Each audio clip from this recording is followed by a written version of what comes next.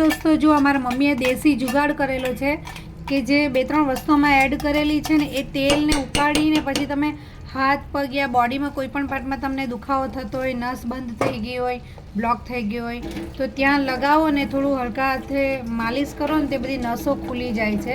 તો આપણે મારા મમ્મીને પૂછીએ આમાં શું શું નાખ્યું છે.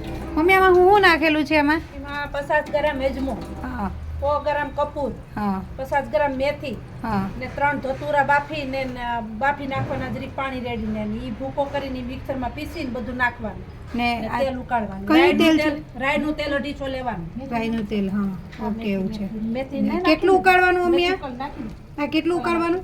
આને 2-3 ઉકાળા આવે ને ત્યાં સુધી ને પછી આ ઠંડુ પાડી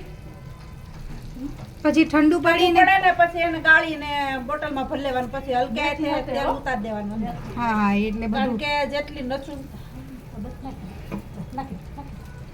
જેટલી એ પતલી એટલું તમે આખા દિવસમાં 2 થી 3 વખત માલિશ કરો.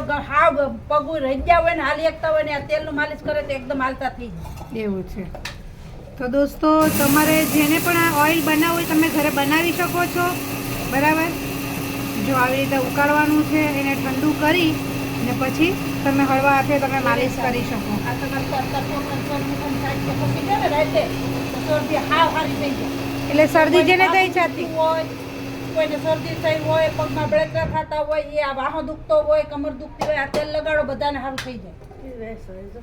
કપૂરની સુગંધ આવે છે, આપણી આંખમાં બી લાગે છે. જો મેથીનો ભૂકો નાખી દીધો છે, સરસ.